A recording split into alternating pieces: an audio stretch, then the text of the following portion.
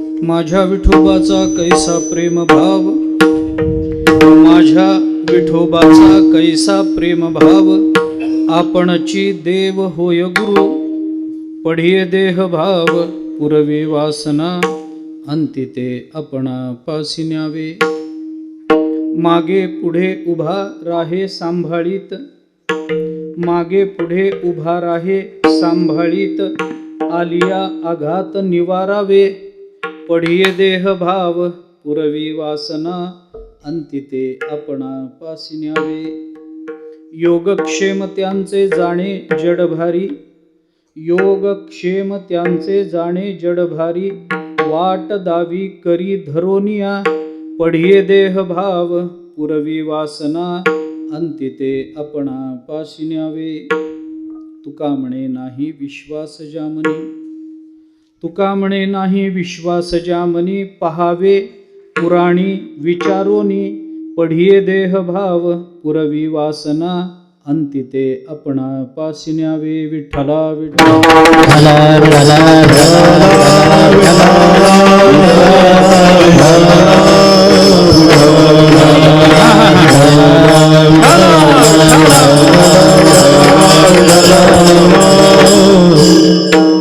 माझ्या विठोबाचा कैसा प्रेमभाव, आपणची देव होय गुरु, पढिये देह भाव, पुरवी वासना, अंती ते आपणा पासी न्यावे. जगद्गुरु संत श्रेष्ठ श्री तुकाराम महाराज यांचा अत्यंत प्रसिद्ध, अत्यंत महत्वाचा, सर्वांना परिचित असणारा अभंग आहे. या अभंगामधून तुकाराम महाराजांनी वारकरी संप्रदायातल्या तत्वज्ञानाचा एक अतिशय महत्वाचा असा सिद्धांत मांडलेला आहे. माझ्या विठोबाचा कैसा प्रेमभाव, आपणची देव होय गुरु.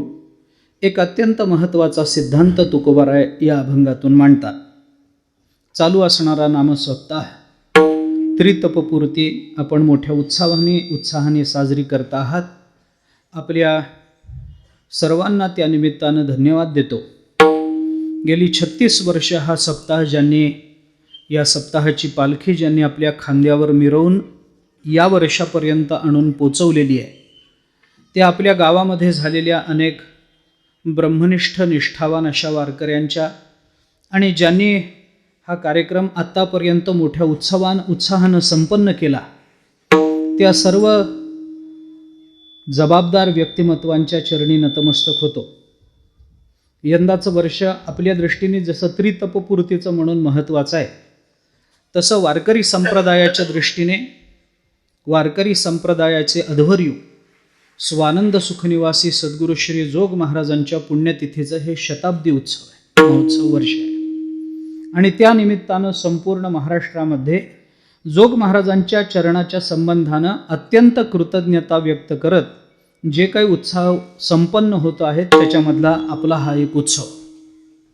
त्याचबरोबरीनं आज वारकरी कीर्तनामध्ये ज्या चाली म्हटल्या जातात, ज्या चाली म्हटल्या जातात म्हणजे सांप्रदायिक चाली ज्या म्हटल्या जातात, त्या सगळ्या चाली ज्यांच्या मुखारविंदातून आपल्यापर्यंत आल्या, ज्यांनी त्या चाली आपल्याला निर्माण करून दिल्या, त्या वैकुंठवासी सद्गुरू श्री बंकटस्वामी महाराजांच्या पुण्यतिथीचं हे 75वं वर्ष आहे.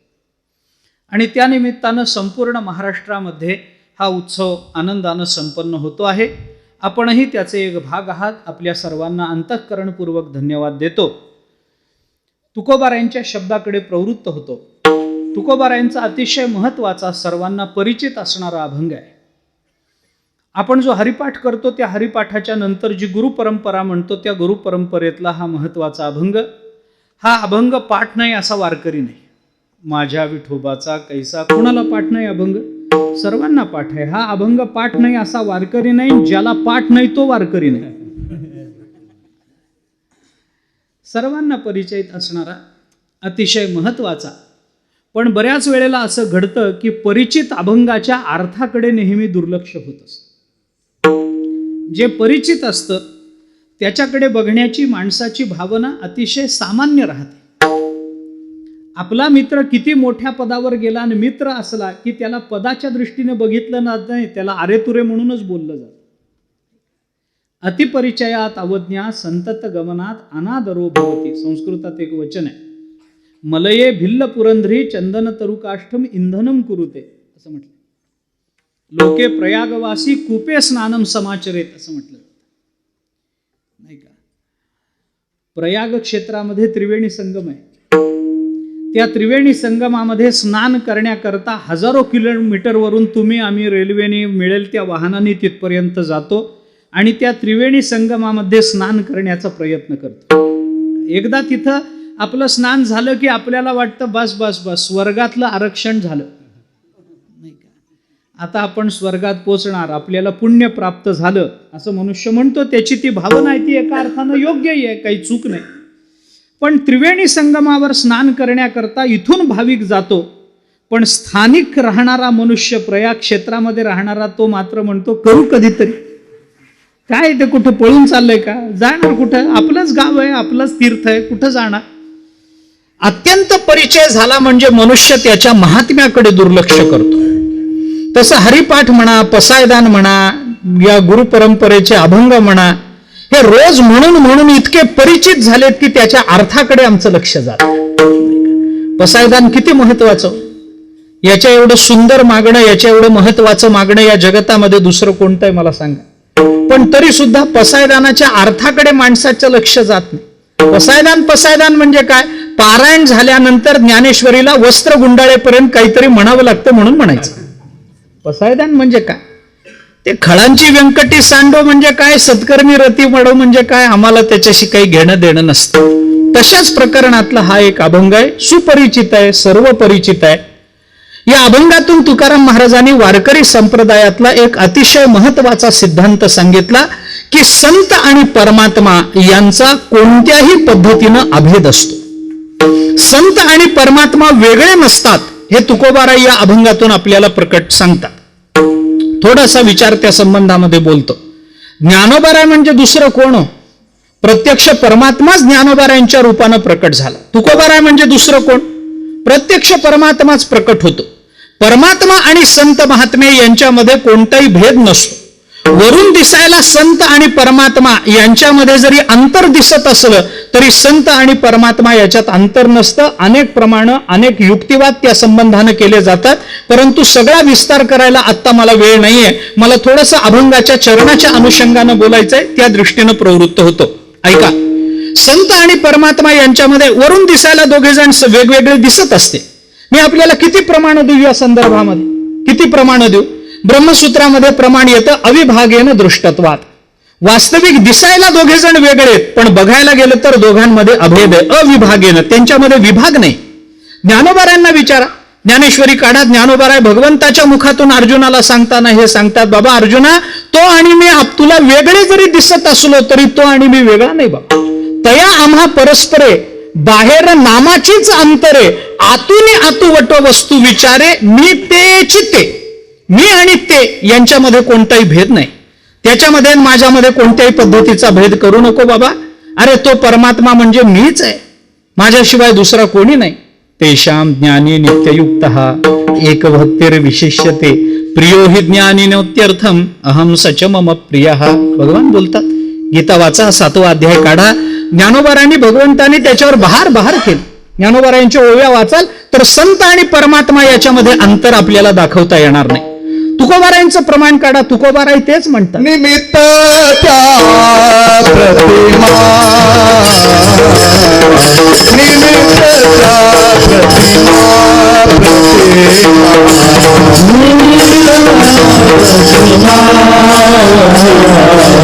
तर किती प्रमाण द्यायची. तुझं मज नाही भेद केला सहज विनोद. तुकोबाराय बोलतात, देवा तुझ्यात आणि माझ्यामध्ये कोणताही भेद नाही. ज्ञानोबाराय तेच बोलतात, तुकोबाराय तेच बोलतात, सगळे संत महात्मे आपल्याला तेच सांगतात, संत आणि परमात्मा यांच्यामध्ये कोणताही भेद नसतो. तुकोबाराय कोणी वेगळं नाही. ज्ञानोबाराय कोण सांगा.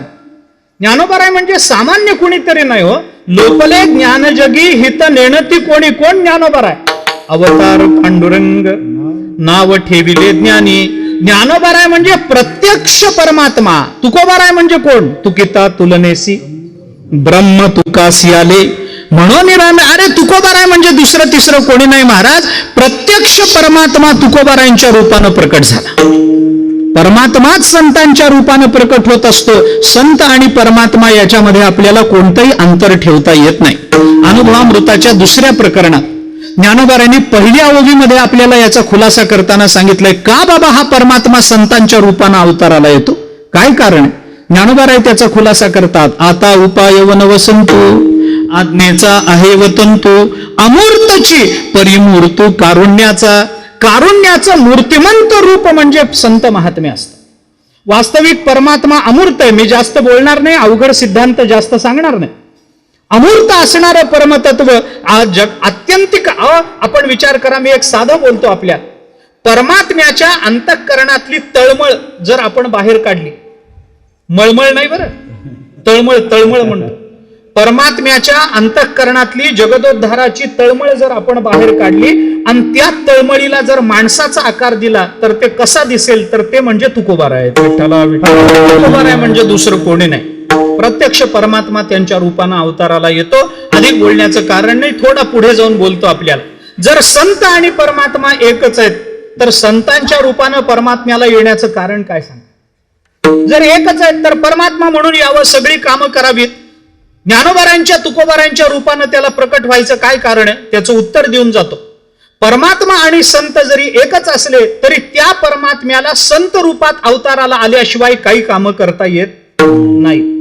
परमात्मा रूपामध्ये जी कामं करता येतात ती संत रूपामध्ये परमात्मा करत नाही, आणि संत रूपामध्ये जी कामं करता येतात ती परमात्मा रूपामध्ये देवाला करता येत नाही.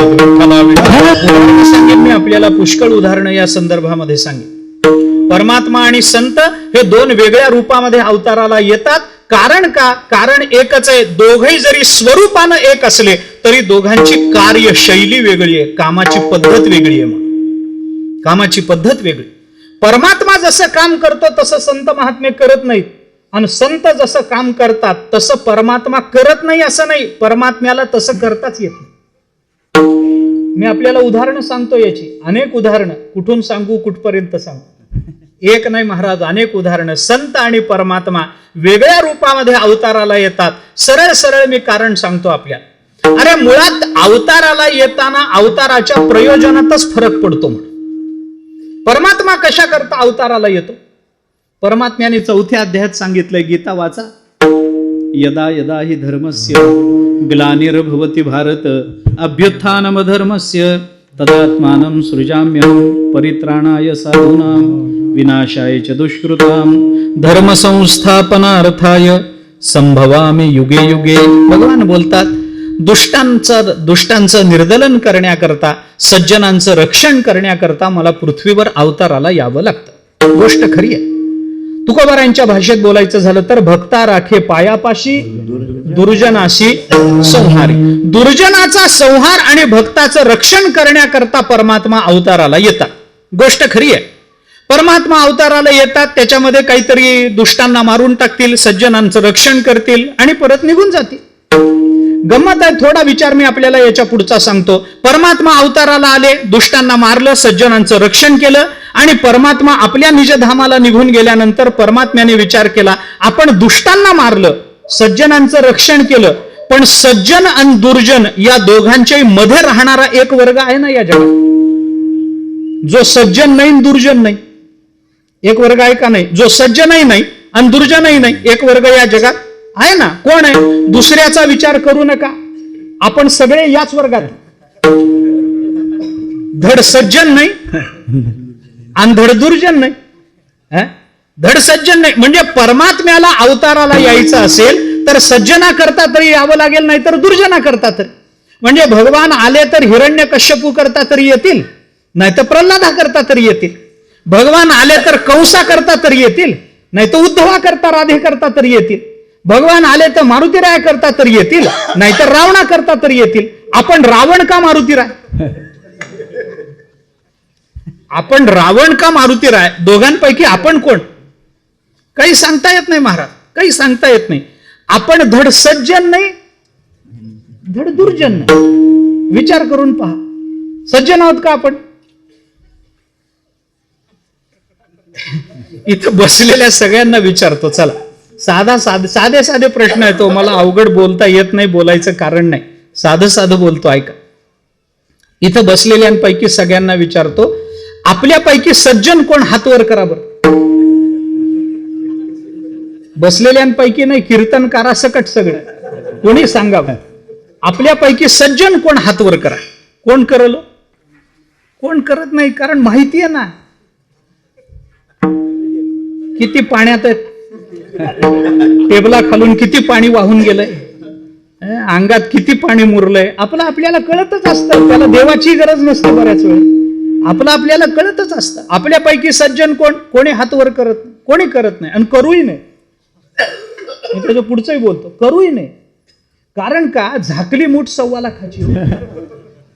झाकली मूठ बरी असते, करू नये माणसाने. सज्जन कोण आहे म्हणजे मी आहे म्हणून आहे. कारण सांगतो तुम्हाला, कारण असं आहे, जो खरा सज्जन आहे की नाही तो कधी हात वर करून सांगत नाही मी सज्जन आहे म्हणून. आणि जो मी सज्जन आहे म्हणून हात वर करून सांगतो त्याच्या एवढा दुर्जन दुसरा कोणी नसतो.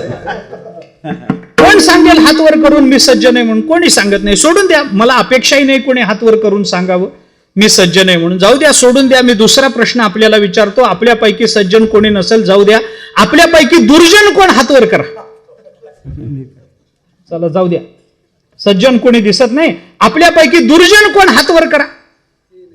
कोण करल? कोणी करत नाही महाराज. कोण स्वतःला दुर्जन म्हणून घेईल सांगा ना. आपण सज्जन नाही, गोष्ट खरी. मी आपल्याला दुर्जन म्हणतोय असं समजू नका बरं. मला माफ करा, आपण मी काही तुमची निंदा करण्याकरता आलेलो नाहीये, माझं ते काम नाही. मी आपल्याला सज्जन म्हणत नाही किंवा सज्जन आपल्याला दुर्जन म्हणतोय असं समजू नका आपण. दुर्जन म्हणत नाही मी आपल्याला, एक लक्षात घ्या. मी आपल्याला दुर्जन म्हणत नाही, पण मी आपल्याला सज्जनही म्हणत नाही, हे लक्षात घ्या. आपण सज्जनही नाही दुर्जनही नाही. कसं म्हणावं आपण? देव आपल्याकरता येतील कसे सांगा. सज्जन का दुर्जन? कोणी हात वर करत नाही. माणसं म्हणतात काय तुम्ही आम्हाला सज्जन म्हणत नाही. बघा तुळशीची माळ आहे गळ्यामध्ये, वारी करतो आम्ही, एकादशीचं व्रत करतो, पाण्याचा थेंब घेत नाही एकादशीला आम्ही. आळंदी पंढरपूरची वारी आयुष्यात चुकली नाही. आम्हाला तुम्ही दुर्जन म्हणता का? अजिबात म्हणत नाही. आम्ही वारी करतो, आळंदी पंढरपूरला जातो, गोष्ट खरी. आमच्या सज्जनतेचं लक्षण आहे महाराज, वाद नाही. पण मला थोडं पुढे बोलायचं. ज्या आळंदी पंढरपूरला आमची सज्जनता सिद्ध करायला आम्ही चाललो, त्या आळंदी पंढरपूरला जातानाच वय झालेलं नसताना अर्ध्या तिकिटात जातो, हे कोणत्या सज्जनतेचं लक्षण आहे महाराज? कोणती सज्जनता आडवी आली तिथं सांगा ना. का ज्ञान तुकोबाराने असं गाथ्यामध्ये लिहिलंय का अर्ध्या तिकिटात आल्याशिवाय माझी कृपा होत नाही म्हणून? त्या ज्ञानेश्वरीत वचन आहे का भगवंताने पुंडलिकरायाला शब्द दिलाय की मी बाबा मूढ पापी जैसे तैसे, तसं मूढ पापी अर्ध्या तिकिटाचे जैसे तैसे, असा काही शब्द दिला. कशा करता खोटं वागायचं? निदान वारकऱ्यांनी तरी हो, बाकीच्यांचं सोडून द्या, कुणीच खोटं वागू नये, पण निदान वारकऱ्यांनी तरी. काय अर्ध्या पैशात जाऊन मिळणार आहे वय झालेलं नसताना? काय ते अर्धे पैसे वाचून घरावर सोन्याची कौलं घालायची आहेत मला कळत नाही. कशा करता माणसाने खोटं वागावं? पण मनुष्य वागतो की नाही? वागत जर असेल तर सज्जन म्हणावं का दुर्जन म्हणावं? सज्जनही म्हणता येत नाही, दुर्जनही म्हणता येत नाही, काही म्हणता येत नाही महाराज. मोठी अवघड गोष्ट आहे. आम्ही धड सज्जन नाही धड दुर्जन नाही, परमात्मा आमच्या करता येत नाही, द्या सोडून. मग काय करावं? परमात्म्याने विचार केला, सज्जन आणि दुर्जन या दोघांच्या पलीकडे जाऊन सज्जन आणि दुर्जन मिश्रित जर एक जात असेल, एक वर्ग जर जगतामध्ये असा असेल, तर त्या वर्गाकरता काहीतरी केलं पाहिजे. मग काय केलं पाहिजे? परमात्मा म्हणून गेलो तर पुन्हा तेच, परित्राणाय साधूनां विनाशाय, पुन्हा तेच. मग काय करावं? असा अवतार घेतला पाहिजे. देवाने ठरवलं असा अवतार घेतला पाहिजे की त्या अवतारामध्ये आपण दिसायला तर माणूस दिसलं पाहिजे, पण आपलं देवत्व तर न सुटलं पाहिजे. आपलं देवत्व न सुटता दिसायला माणूस दिसेल असा कुठला तरी अवतार घेतला तर माणसाकरता काम करता येईल. म्हणून परमात्म्याने असायला देव आणि दिसायला माणूस असा अवतार घेतला, त्यांना संत म्हणतात. विठ्ठला. मग जेव्हा तो परमात्मा संतांच्या रूपानं अवताराला आला, मग त्या परमात्म्याला मात्र परित्राणाय साधूनां करता आलं नाही, विनाशायच दुष्कृतां करायचं कारण उरलं नाही. जो परमात्मा दुर्जनाच्या विनाशाची भाषा करतो, तोच परमात्मा ज्ञानोबारांच्या रूपानं अवताराला आला की त्यांच्या नाशाची भाषा करत नाही. मग जे खळांची व्यंकटी सांडो, मग तो खळ मरावेत असं म्हणत नाही, खळांची बुद्धी फक्त बदलून जावी एवढीच अपेक्षा करतो. मग संतांच्या रूपानं अवताराला आल्यानंतर सज्जनाचंही नाव घ्यायचं कारण राहिलं नाही, दुर्जनाचंही नाव घ्यायचं कारण नाही. सज्जन आणि दुर्जन या दोघांच्या मधल्यांची नावं घ्या. अवतार तुम्हा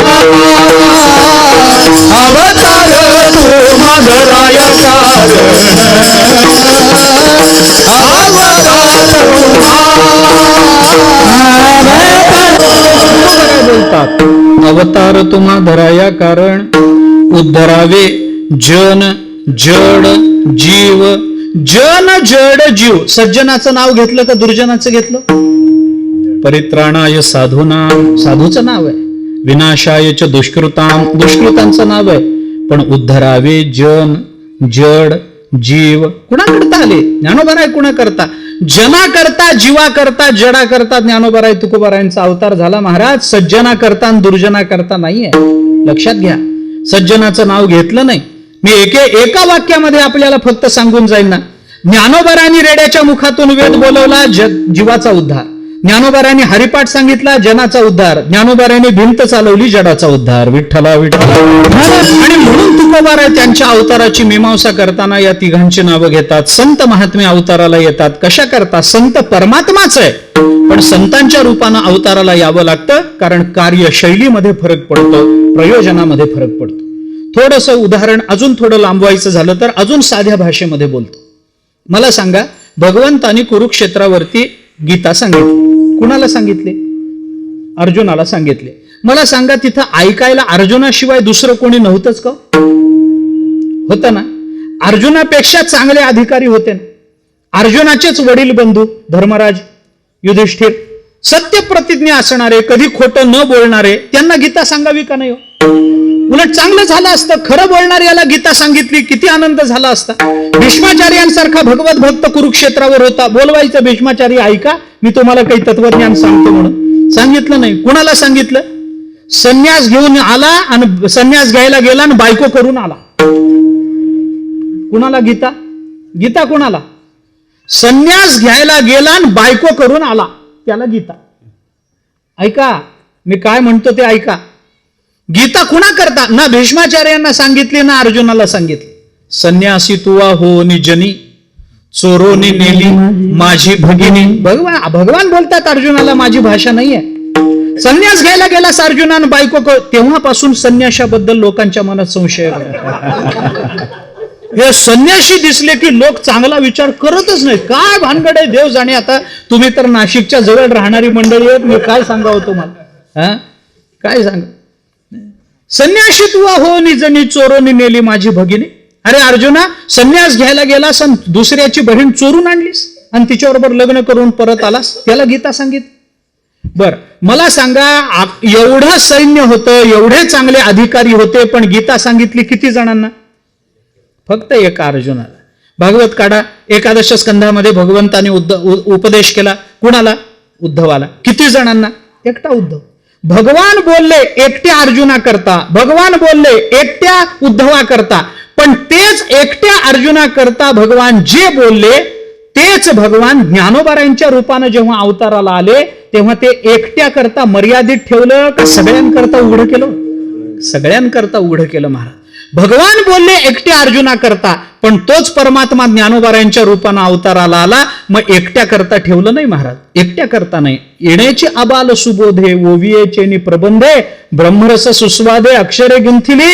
ज्ञानोबाराय तर 18व्या अध्यायामध्ये म्हणतात, बाबा अर्जुनाचे व्याजे गीता प्रकाशुनी श्रीराजे संसारा एवढे थोर ओझे फेडिले जगाचे. महाराज ज्ञानोबारायांची भाषा एकट्याबद्दलची नाही. तैसा वाग्विलास विस्तारू गीतार्थेसी विश्वभरू आनंदाचे आवारू मांडू जगाबद्दलची भाषा ज्ञानोबाराय बोलतात.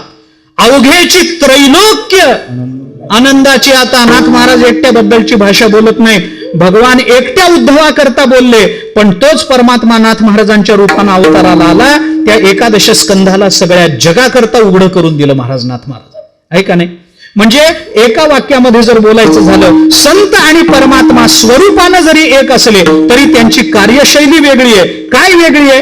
एका वाक्यामध्ये सांगतो, एकाबद्दल प्रेम वाटलं की जो येतो त्याला देव म्हणा, आणि तुमच्या माझ्याबद्दल प्रेम वाटलं की जे येतात त्यांना संत म्हणा. विठ्ठला विठ्ठला. म्हणून संतांना पुन्हा एकदा अवताराला यावं लागतं, कारण दोघांची कार्यशैली वेगळी. संत दुष्टांना परमात्मा दुष्टाला मारतो, संत दुष्टाला सज्जन बनवतात.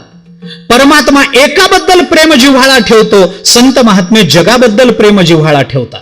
कितीतरी फरक आपल्याला करता येत नाही तसं नाही. तुमच्या माझ्या करता संत महात्म्यांनी हे केलं. मी किती उदाहरणं सांगू आपल्या. तुकोबारायांच्या जीवनचरित्रामध्ये त्या अनगडशहा फकीराचं चरित्र आहे. अनगडशहा फकीर मोठा पोचलेला फकीर होता.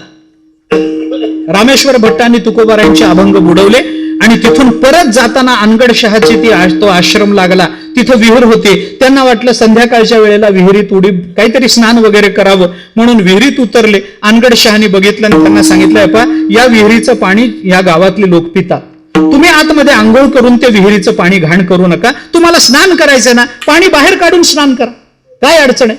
सगळ्यांच्या हिताचा विचार केला पाहिजे. त्यांना वाटलं हा कोण मला सांगणार. ते तसेच आत उतर. आधीच तुकोबारायांचा अपराध झाला होता, आता पुन्हा अजून एक अपराध. अनगडशहाचं ऐकलं नाही, तो रागावला.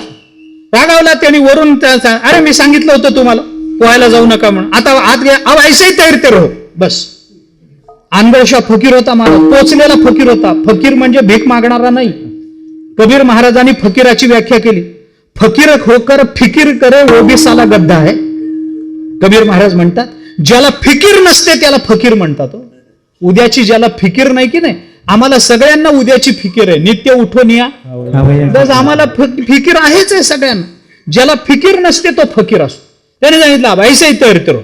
झालं. तसेच पोहायला लागले. बाहेर आले की अंगाची लाही लाही व्हायला लागली. पुन्हा पाण्यात गेलं की बरं वाटायचं. काय करावं काही कळेना. ज्ञानोबारायांचे भक्त होते. अंगाला ओली उपरणी वगैरे गुंडून त्यांच्या विद्यार्थ्यांना ज्ञानोबारायांच्या समाधीसमोर नेलं.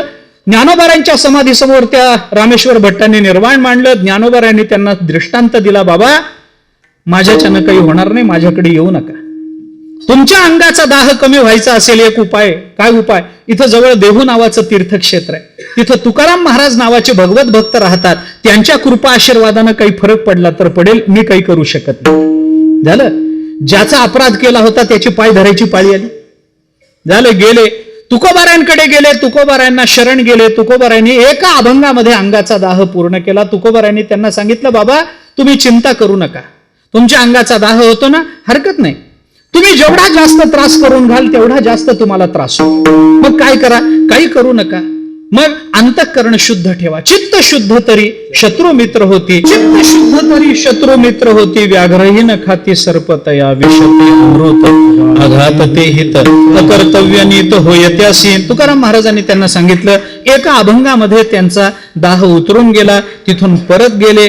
परत गेल्यानंतर अनगडशहा विचार करायला लागला, मी दिलेल्या शापाचा उतारा आहे कुणाकडे? कोण आहे असा महात्मा मी शाप दिला आणि त्याने उतरवून टाकला? त्यांना कळलं तुकाराम महाराज नावाचे भगवत भक्त आहेत. कोण आहेत तुकाराम महाराज? कोण कोण कोण काही माहित नाही, शोध घेतला पाहिजे. अनगडशहाने आपल्या हातातल्या कटोरीला आज्ञा केली, तुकाराम महाराजांच्या हातचं पीठ पडल्याशिवाय भरायचं नाही. फकीरच होता, पोचलेला होता. गेला भिक्षा मागत. कोणी भिक्षा टाकली, हातच जायला लागली. तुकोबारायांच्या घरासमोर आला. देहू गावामध्ये तुकोबारायांची मुलगी आत होती. भिक्षांदेही म्हटल्यानंतर आत आई दळण करत होती. मुठभर पीठ घेतलं त्या मुलीनं, भागीरथीनं, आणि त्याच्या कटोरात टाकल्याबरोबर तो कटोरा असा ओसंडून व्हायला लागला. त्याला वाटलं हेच तुकाराम महाराज आहे. तिलाच लोटांगण घातलं. तिने सांगितलं मी नाही, माझे बाबा. म्हणे मग कोण, कुठे तुझे? ते गेले डोंगरावर भजन करायला. ते गेले डोंगरावर.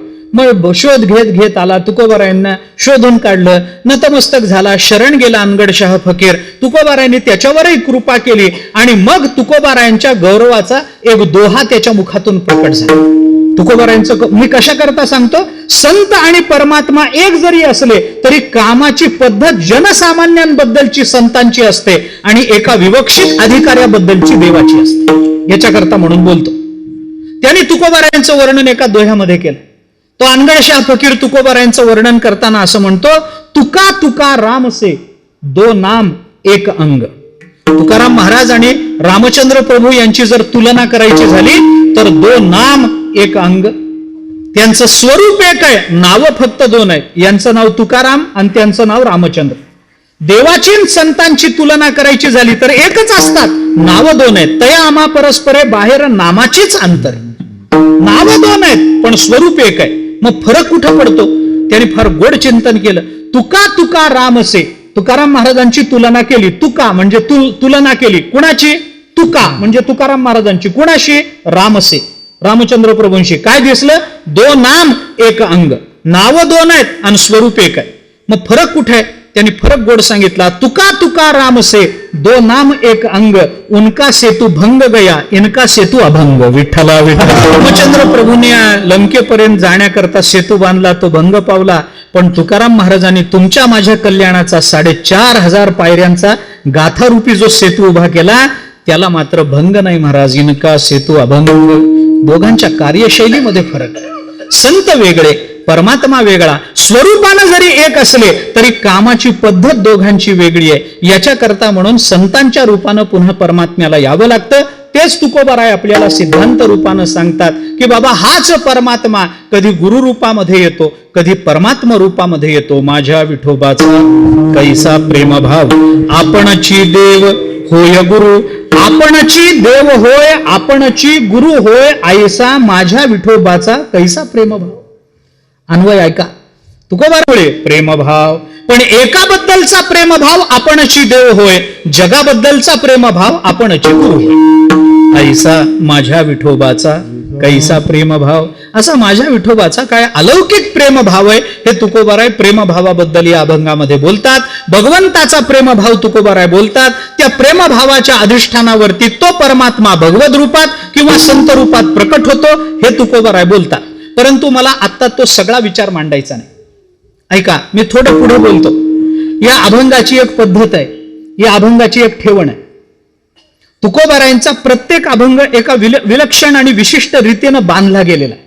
जरी त्यांच्या मुखातून येणारी वचनं सहज असली, तुका तरी सहज बोले वाणी, त्याचे घरी वेदांत वाहे पाणी. तुकाराम महाराज म्हणतात, माझी वाणी सहज असली तरी वेदांत पाणी भरतो त्या वाणीमध्ये. ही वाणी साधी नाही, त्याच्यामध्ये काही शास्त्र आहे, त्याच्यामध्ये काही चिंतन आहे, त्याच्यामध्ये आपल्या जीवनाच्या कल्याणाचा मार्ग आहे. साधं समजू नका. सहज बोलणे हित उपदेश, सहज बोलणे हित उपदेश, सहज बोलणे हित उपदेश, सहज बोलणे हित उपदेश. सायास दिगाई, करुणी सायास दिगाई, कायदा बेटाची भावे उतराई, कायदा बेटाची भावे उतराई. करुणी सायास दिगाई, करुणी सायास दिगाई, कायदा बेटाची भावे उतराई, कायदा बेटाची भावे उतराई. सहज बोलणे हित उपदेश. तुकाराम महाराजांचा प्रत्येक अभंग एका विशिष्ट पद्धतीनं बांधला गेला. सगळेच अभंग आपल्याला कळतील अशातला भाग नाही. त्यांचा हेतू कळावा एवढी आपली बुद्धी व्यापक नाही आहे. त्यांच्या शब्दाच्या अंतरंगापर्यंत पोचावं इतकी भगवंताची अजून कृपा नाही. काही करता येत नाही. परंतु जे अभंग आपल्याला कळतात, ज्या अभंगाची मांडणी कळते, ज्या अभंगाचं शब्द रूपानं बोध होतो अभंगाचा, आपलं जीवन ते अभंग धन्य धन्य धन्य करून जातात. मी साधं सरळ बोलतो. अभंग एका विशिष्ट पद्धतीनं बांधला गेला. एका शास्त्रीय रूपानं या अभंगाचं चिंतन आहे. मी चिंतन सगळं मांडत नाही, नुसता अभंगाचं एक प्रारूप काय आहे, त्याचा आकार काय आहे तेवढा सांगतो, पुढे जातो. सरळ सरळ 5 चरणाचा अभंग आहे. पहिल्या चरणामध्ये तुकोबारायांनी सिद्धांत मांडला.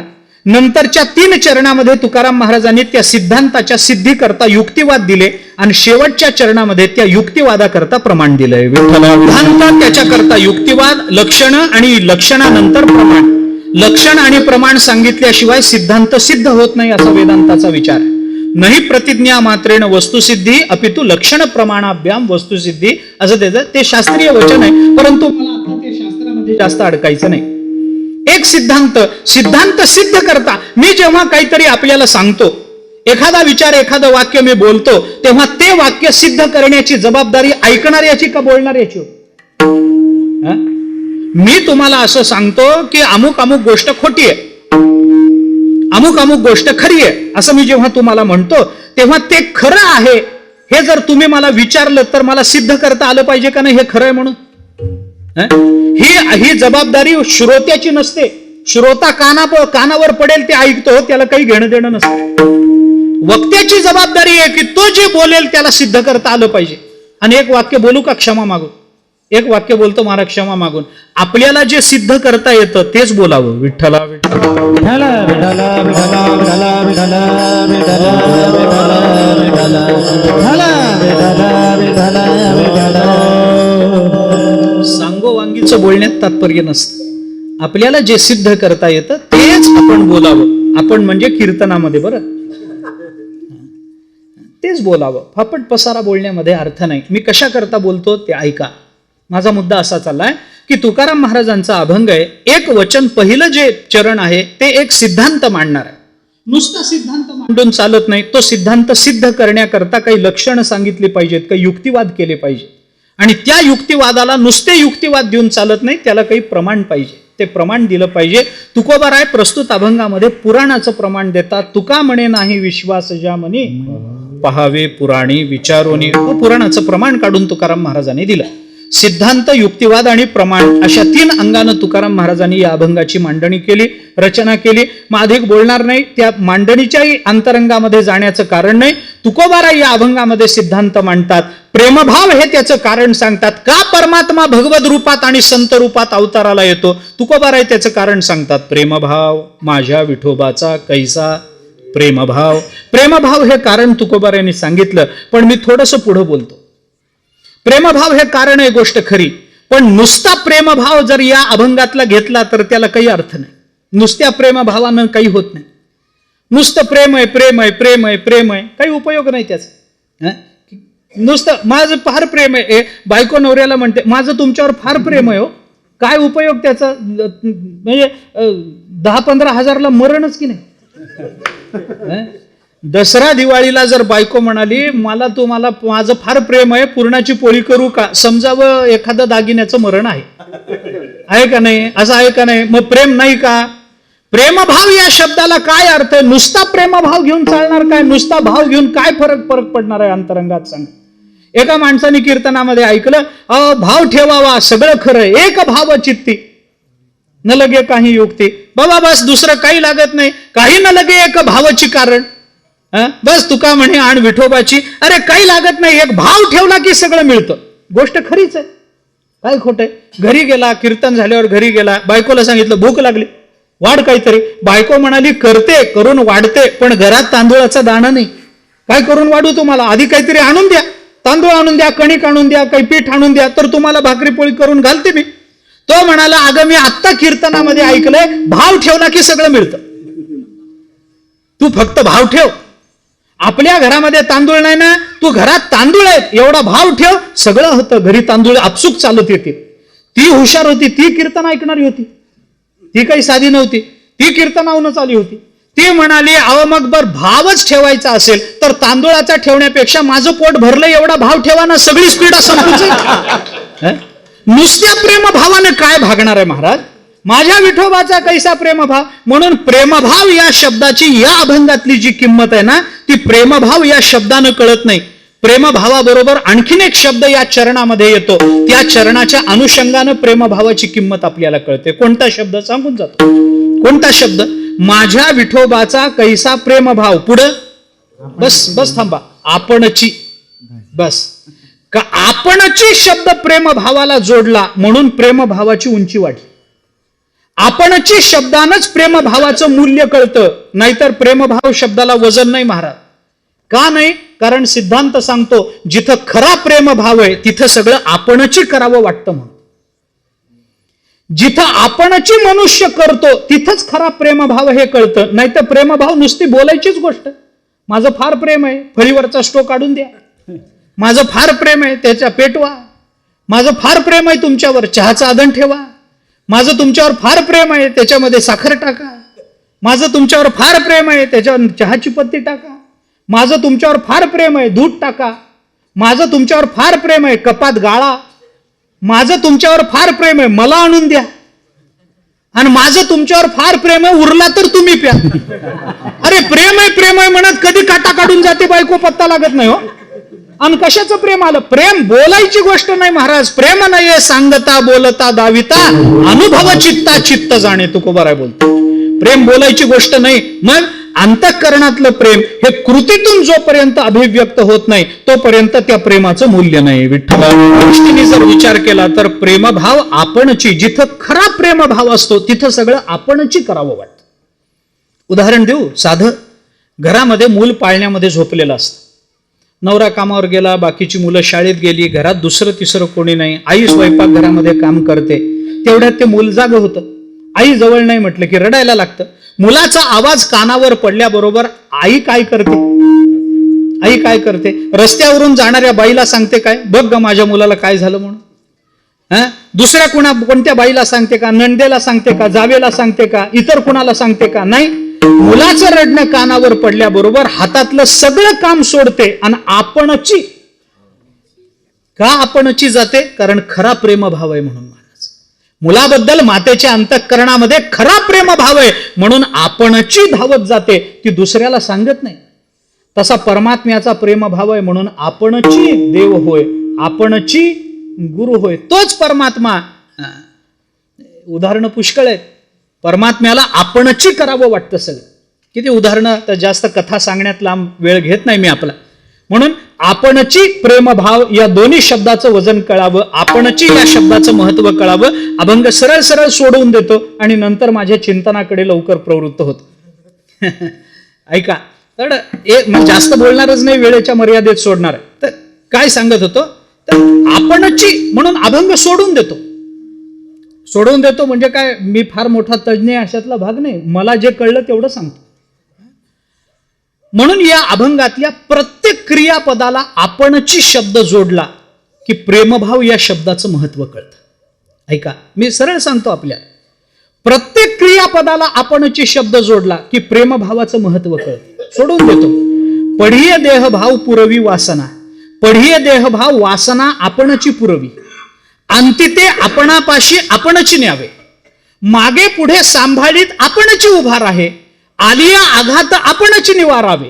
योगक्षेम त्यांचे जडभारी आपणची जाणे आणि करी धरोनिया आपणची वाट दावी. म्हणून प्रेमभाव आहे हे मान्य करावं लागतं. विठ्ठला आणि म्हणून आता हे सगळं आपणची परमात्मा करतो हे जर तुम्हाला पटत नसेल तर तुकोबारा म्हणतात माझ्याकडे प्रमाण आहे ना, माझ्याकडे प्रमाण आहे. तुका म्हणे नाही विश्वास ज्या मनी, पहावे पुराणी विचारोनी. पण आपणची. दुसऱ्याला सांगू नका हे पुराणात बघून आम्हाला सांगा म्हणून.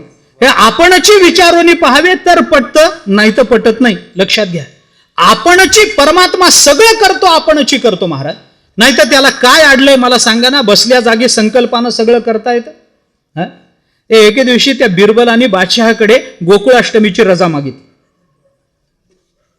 महाराज म्हणे उद्या गोकुळाष्टमी, मला दरबारात येणं होणार नाही, रजा द्या. बादशाने विचारले गोकुळाष्टमी काय? त्याला काय माहिती. म्हणलं काय भानगड आहे? उद्या भगवंताचा आमच्याकडे अवतार होतो, रात्री 12 वाजता अवतार होतो, दिवसभर आम्हाला मग प्रवचन कीर्तन भजन हे सगळं असतं, उपास असतो, त्यामुळे उद्या अनेक लोक माझ्या घरी येणार, कार्यक्रम होणार, मला काही दरबारात येणं होणार नाही. बिरबलाने त्या बादशाने विचारलं, बिरबल तुझा देव अवताराला येतो, खाली येतो? हो म्हणे खाली येतो, आमच्यात येतो. बादशाह म्हणाला मला एक सांग बिरबल, ज्याच्या येण्यानं कामं होतात तो मोठा का ज्याच्या नावानं कामं होतात तो मोठा? तुम्ही सांगा. ज्याच्या नावानं कामं होतात तो मोठा का ज्याला स्वतःला यावं लागतं तो मोठा? नावानं कामं होतात तो मोठा. नुसतं नाव घेतलं की काम झालं पाहिजे महाराज, त्याला स्वतःला करावं लागत नाही काही. आतापर्यंत कोणता तरी आमदार आणि खासदार कधीतरी किराणा माल आणताना तुम्ही बघितलाय का? त्याच्या नावानं माल येतो घरामध्ये. आपल्याला जर घरामध्ये फोडणी लागली तर मोहरी आणायला आपल्याला जावं लागतं. बायको म्हणते जाओ मोहरी संपली घेऊन या. आता मला सांगा, फोडणी काय फक्त आपल्यालाच लागते, मंत्र्याला लागत नाही काय? अरे आपल्याला फक्त मोहरीचीच लागते. त्यांना कशा कशाच्या फोडण्या लागतील काय सांगावं महाराज आपण. कधी आणायला गेलेलं, अरे त्याचं नाव सांगितलं की माल घरी येतो, मोठा माणूस आहे, काय करता त्याला? नावानं काम होतात तो मोठा. अरे तुझ्या देवाला स्वतःला यावं लागतं, काय महत्व आहे त्याचं? आमचा देव बघ नाव घेतलं की काम होतं, कशाला असल्या धर्मामध्ये? बिरबल म्हणाला यपा आता माझ्याकडे वेळ नाही, मला तुमच्या बरोबर वाद करायला आणि भांडण करायला वेळ नाही, मला रजा देता का नाही ते सांगा. रजा मंजूर करून घेतली. गेला, कार्यक्रम झाला. 8-15 दिवस असेही जाऊ दिले. सगळा विसर पडल्यानंतर बिरबलांनी बादशाहला एके दिवशी सांगितलं, म्हणे महाराज, यमुनेला फार चांगलं पाणी आलंय, आपण सगळेजण नावेमध्ये बसून जरा फिरून येऊ. तुमचा परिवार, आमचा परिवार, सगळे जाऊ नावेमध्ये बसून फिरून येऊ, चांगली गोष्ट. बादशाह म्हणाला, हरकत नाही. म्हणे सगळेच येणार. 50 नावा सजवल्या नावाड्याने. राजाचा परिवार, बिरबलाचा परिवार, अनेक त्याच्या मंत्र्यांचे परिवार, मुलं बायको सगळे घेऊन निघाले. बिरबलांनी बादशाहला सांगितलं, महाराज, तुमचा मुलगा माझा मुलगा एकाच वयाचे आहेत, तुमच्या मुलाला माझ्या नावेमध्ये ठेवतो, म्हणजे दोघं एकत्र गप्पा मारतील, खेळतील, हरकत नाही. राजपुत्राला आपल्या नावेमध्ये ठेवून घेतलं. नावा निघाल्या.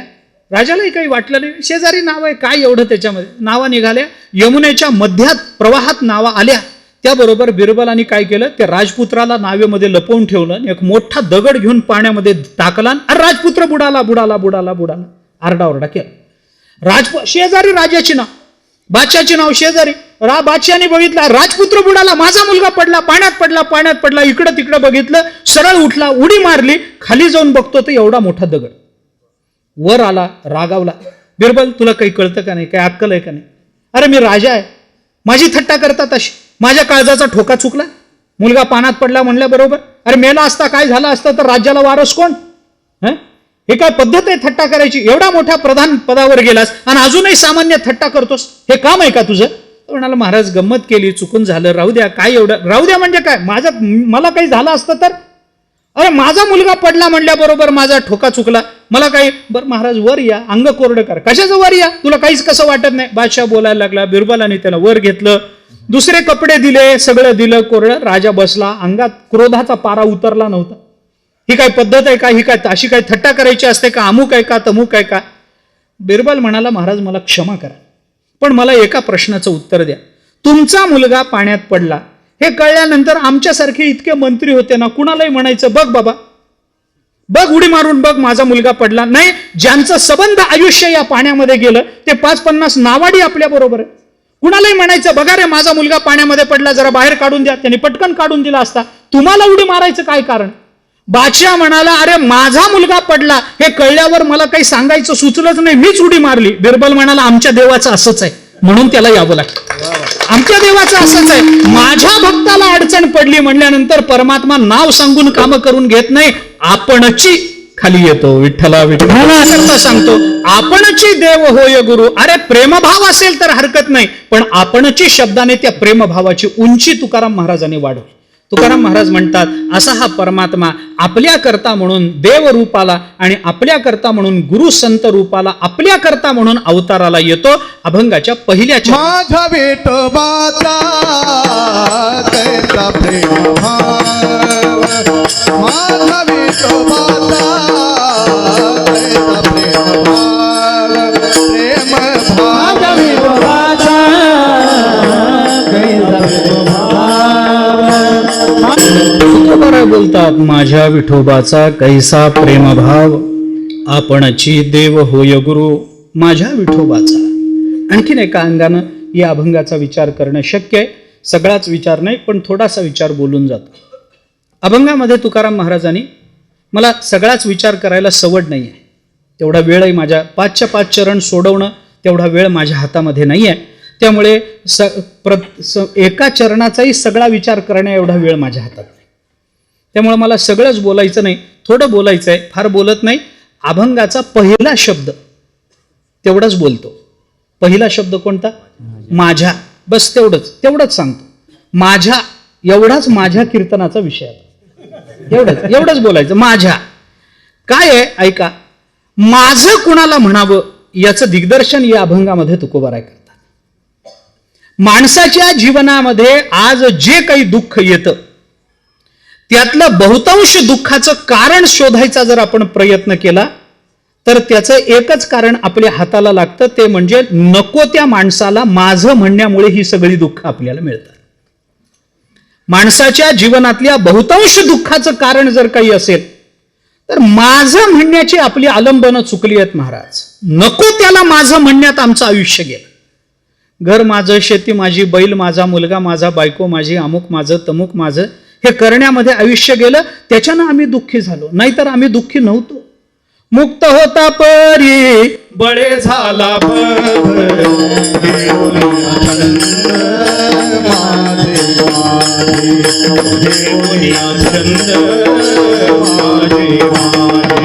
मुक्त होता पारी बळे झाला पथ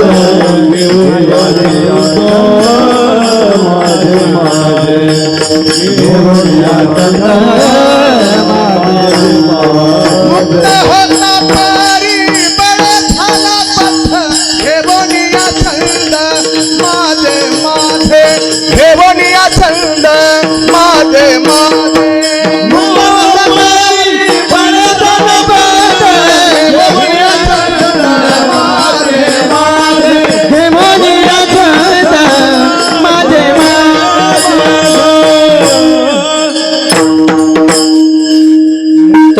परी बळे झाला बद्ध. कशामुळे झाला हो? घेऊन या छंद माझे माझे. आम्ही माझं कुणाला म्हणावं हे आम्हाला कळत नाही. हे आमच्या दुःखाचं फार महत्वाचं कारण, फार महत्वाचं कारण. नको त्याला माझं म्हणत बसलो. मग माझं कुणाला म्हणावं ते संतांनी आपल्याला सांगितलं. कुणालाही या जगतामध्ये माझं म्हणू नये. मग माझं कुणाला म्हणावं? दोघेच जण माझे असतात, एक परमात्मा आणि दुसरे संत. संपलं. तिसऱ्याला माझं म्हणायचं कारण नाही. या अभंगामध्ये तुकोबारायांनी आपल्याला त्याचं दिग्दर्शन केलंय. त्याचा थोडासा विचार आपल्या समोर मी ठेवतो. कुणालाही माझं म्हणण्याचं कारण नाही. माझं म्हणण्याचं कारण नाही याचा अर्थ काय करायचा त्याचाही विचार स्वतंत्र आहे. आत्ता बोलत नाही.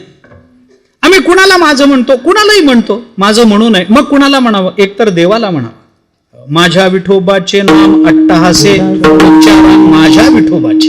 त्याला माझा विठोबा म्हटलं. माझा माझा संतांनी त्याला माझं म्हटलंय. नाही तर संतांना माझं म्हटलंय. विवेक सागरा सख्या माझ्या ज्ञानेश्वरा माझा. ज्ञानोबा आहे माझे, तुकोबा आहे माझे. त्यांना माझं म्हटलं पाहिजे. नाथ महाराज कुणालाही माझं म्हणत नाहीत. कुणाला म्हणतात? कैवल्याचा पुतळा प्रकटला भूतळा कैवल्याचा पुतळा प्रकटला कैवल्याचा पुतळा प्रकटला भूतळा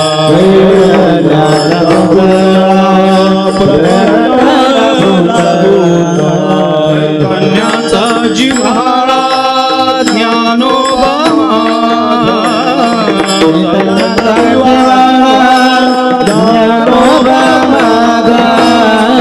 धन्याचा जिव्हाळा ज्ञानोबा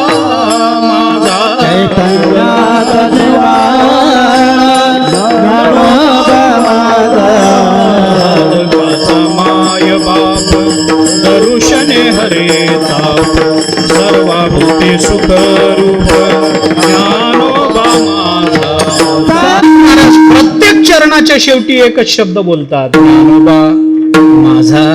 माझा हे ज्ञानोबारायांना म्हणावं, तुकोबारायांना म्हणावं, नाही तर परमात्म्याला म्हणावं. महाराज इतरांना म्हणण्याचं कारण नाही. माझं कुणाला म्हणावं याचं दिग्दर्शन तुकाराम महाराजांनी केलंय. थोडासा विचार या संबंधामध्ये बोलतो, ऐका. थोडं व्याकरण सांगतो. मला कल्पना आहे ही व्याकरणाची वेळ नाही, रात्र झालेली आहे. व्याकरण शिकरणाची असू शकते, व्याकरणाची नाही. पण ऐकून तरी ठेवा, कानावर तरी पडू द्या नुसतं. ऐका काय आहे. माझं ही षष्ठी विभक्ती आहे. माझं ही षष्ठी विभक्ती आहे. आपल्याला विभक्ती प्रत्यय शाळेमध्ये आता लक्षात कुणाच्या राहिले म्हणून, पण तरी ऐकायला विभक्ती प्रत्यय आताही जे शिकत असतील त्यांना माहिती असेल, शिकवत असतील त्यांना माहिती असेल. षष्ठी विभक्ती आहे. षष्ठी माझं ही षष्ठी विभक्ती आहे. आणि व्याकरणाचा नियम असा, मी बोलतो पुढं उदाहरणानं सांगतो आपल्याला. व्याकरणाचा नियम असा आहे, विभक्ती प्रत्ययाचा अर्थ करत असताना ती विभक्ती ज्या पदाला लागली त्या पदावरून प्रत्ययाचे अर्थ करायचे असतात. ऐका मी उदाहरणानं सांगतो आपल्याला. माझं काय असतं, षष्ठी विभक्तीचे प्रत्यय माहिती आहेत का? चा ची चे च्याची. कोण बोललं? बरोबर आहे ना. चा ची चे हे मराठीत बरं का, मराठीत दोनच वचन आहेत, एक वचन अनेक वचन. संस्कृतामध्ये 3 वचन आहेत, एक वचन, द्विवचन आणि बहुवचन. पण मराठीत आपण अभंग मराठीत, कीर्तन मराठीत चालले, मराठी अर्थानं चाला. चा ची चे हे मीच आहे असं कोणी म्हणत नाही. शेत कोणाचं आहे? मीच आहे असं म्हणतं का? माझं आहे म्हणतं. माझं ही षष्ठी विभक्ती आहे. आणि विभक्ती प्रत्ययाची अर्थ करताना ती विभक्ती ज्या पदाला लागली त्या पदाच्या अर्थावरून प्रत्ययाचे अर्थ करा, हा जो नियम आहे. माझं याचा अर्थ करायचा असेल तर माझं ही जर षष्ठी असेल तर त्याची प्रथमा काय असेल? मी. प्रथम पुरुषी एकवचनी पद काय होईल? मी लाच शब्द लागला म्हणून माझं असं झालं, बरोबर की नाही? मीच म्हणजे माझं असं झालं की नाही? मग पहिला त्याला प्रथम पुरुषी एकवचनी पद काय येईल? मी. म्हणजे माझं कोण हे ठरवायचं असेल तर पहिल्यांदा मी कोण हे ठरवणं आवश्यक आहे. विठ्ठला, माझं कोण हे जर ठरवायचं असेल तर पहिल्यांदा मी कोण हे ठरवणं भाग आहे. मी कोण हे कळलं नाही, माझं कोण हे कळणारच नाही ना महाराज. माझं कोण हे कळणारच नाही, मी कोण. म्हणून ज्ञानोबारायांनी फार महत्वाचा विचार आपल्याला सांगितलाय. आहे मी हा कोण, करावा विचार, म्हणे ज्ञानेश्वर निवृत्तीचा. मी कोण आहे याचा पहिला विचार करा, म्हणजे मग माझं कोण आहे हे आपल्याला ठरवता येईल. ज्याला मीच कळालं नाही त्याला माझं कसं कळत नाही महाराज. विचार करा ना, मी जर मुलगा असेल तर बाप माझा, मी जर बाप असेल तर मुलगा माझा, मी जर पती असेल तर पत्नी माझी, मी जर पत्नी असेल तर पती माझा, नाही का? मी जर विद्यार्थी असेल तर शिक्षक माझा, मी जर शिक्षक असेल तर विद्यार्थी माझे, असं आहे ना? मी जर गायक असेल तर स्वर माझा, लय माझी, बरोबर की नाही? मी जर गायक असेल तर लय माझी मानली. मी जर पखवाज वाजवणारा असेल तर स्वर माझा म्हटलं पाहिजे का नाही? मी जर कीर्तनकार असेल तर श्रोते माझे म्हटले पाहिजेत का नाही? मी जर श्रोता असेल तर 2 तासापुरता का होईना पण कीर्तनकार माझा. 2च तास म्हणा, जास्त नाही, पण 2 तासापुरता का होईना कीर्तनकार माझा म्हणावा लागेल, प्रवचनकार माझा म्हणावा लागेल की नाही? हे सगळं मी कोण याच्यावर ठरतं ना. मी जर नेता असेल तर जनता माझी, मी जर जनता असेल तर नेता माझा, मी जर कीर्तनकार असेल तर पाकिट माझं. काय चुकलं काय? काहीच बरोबर आहे ना, शाबास. म्हणजे मी कोण हे ठरवल्याशिवाय माझं कोण हे आपल्याला ठरवता जर येत नसेल तर तुकोबाराय या अभंगामध्ये विठोबा माझा म्हणतात. मग मी कोण आहे हे तुकोबारायांनी कुठं सांगितलं आपल्याला? मी कोण हे ठरल्याशिवाय माझं कोण ठरत नाही ना. मग विठोबा माझा कशावरून म्हणता? म्हणून नंतरच्या 3 चरणामध्ये ते युक्तिवाद पहा आणि मग विठोबा माझा म्हणा. विठ्ठला विठ्ठला सोडवतो, मला काही फार अडकायचं नाही, सरळ सरळ सांगत जातो. नंतरच्या 3 चरणामध्ये तुकोबारायांनी मीची जाणीव करून दिली आणि त्या मीच्या जाणीवेतून तुकोबाराय विठोबा माझा असं म्हणतात. मी सरळ सांगतो. पढिये देहभाव पुरवी वासना, ज्याच्या वासना दुसऱ्यांकडून पुरवून घ्याव्या लागतात असा अतृप्त मी आहे. अंती ते आपणापाशी न्यावे, ज्याला स्वतःला अंततोगत्वा व्यापकत्वामध्ये विलीन करावं लागतं असा परिच्छिन्न मी आहे. मागे पुढे उभा राहे सांभाळीत, आलिया अघात निवारावे, ज्याच्यावर संकट आलं तर दुसऱ्याला त्याचं संरक्षण करावं लागतं असा कुठेतरी अपूर्ण राहिलेला आणि दुर्बल झालेला तो मी आहे. योगक्षेम त्यांचे जाणे जडभारी, ज्याचा योगक्षेम दुसऱ्याला पूर्ण करून द्यावा लागतो असा अपूर्ण आणि उपाशी तो मी आहे. आणि वाटदावी करी धरोनिया, आणि ज्याच्या हाताला धरून रस्त्याला लावावं लागतं असा रस्ता चुकलेला मी आहे. म्हणून विठोबा माझा आहे. विठ्ठला विठ्ठला असा मी आहे. अनाथ, अपराधी, पतित, आगळा, परी पाया वेगळा नका करू असा मी असल्यामुळे ज्याच्या पाया वेगळा नका करू म्हणून मागणी करावी लागते तो माझा असतो. विठ्ठला विठ्ठला जाणीव मला होणं फार अपेक्षित असतं. मी कोण हे मला कळलं पाहिजे. नंतरच्या 3 चरणामध्ये तुकाराम महाराज अशा परिच्छिन्न मीची जाणीव करून दे. मी तवा नाथ अपराधी, मी तवा नाथ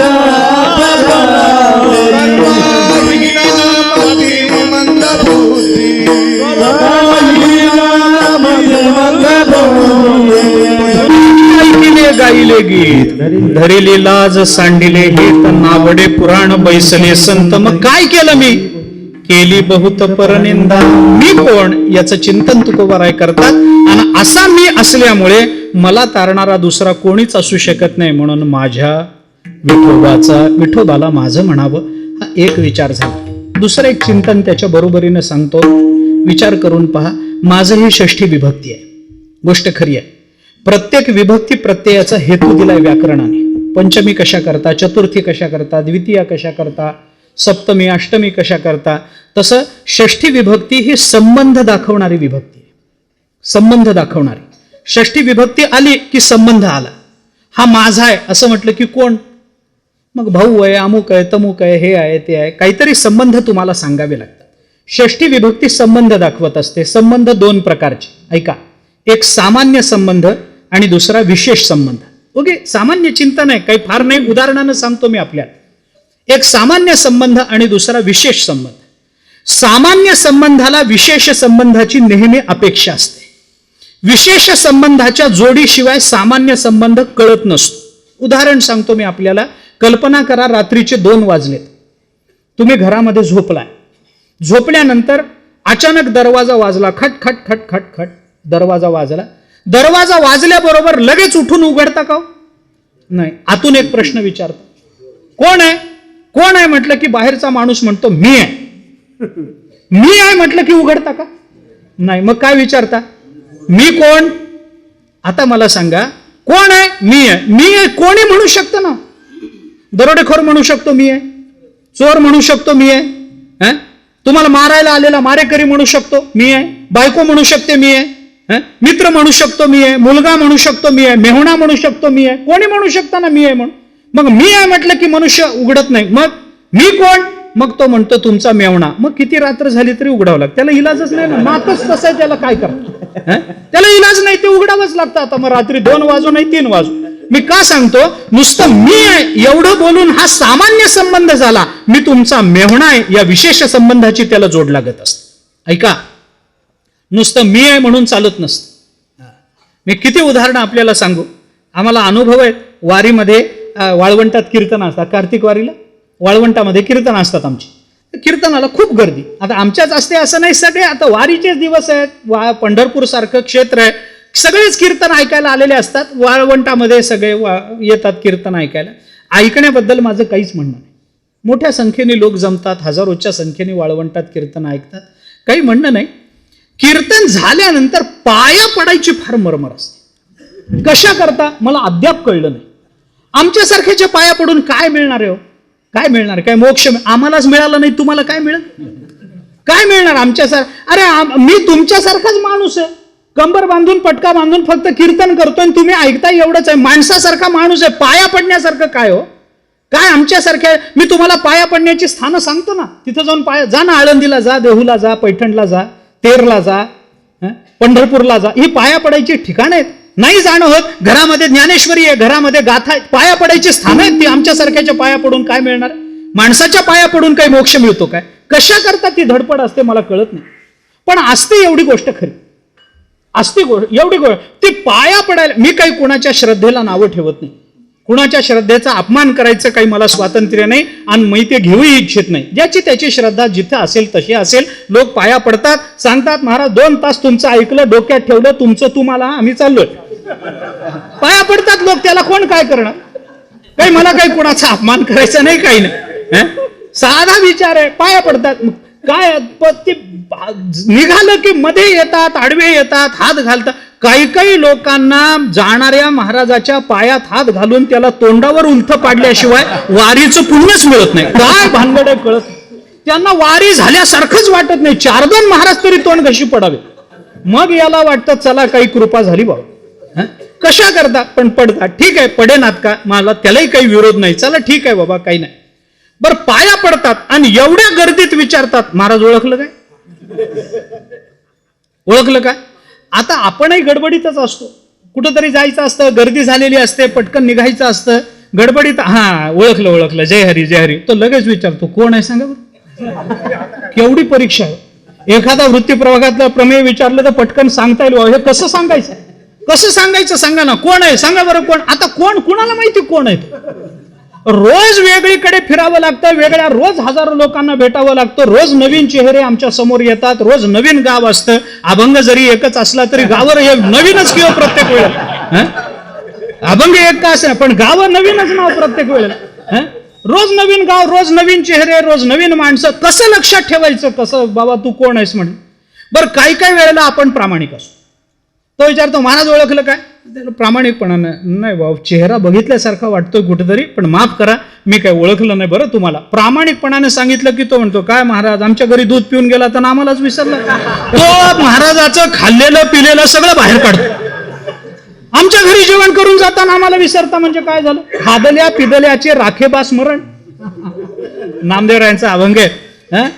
देवा ते सगळे संत ते डोक्यावर गोरोबा काकांनी जेव्हा थापटणं आपटलं तेव्हा नामदेवराव गेले देवाच्या मागे आणि देवाला सांगितलं, देवा ती संत मंडळी येतील, मला मागतील, मी तुमच्याजवळ नाही असं खोटं सांगा, मी तुम्हाला खाऊ घातलंय, मिठाला जागा, खादल्या पिदल्याचे राखेबा स्मरण. नामदेवराय देवाला बोलतात.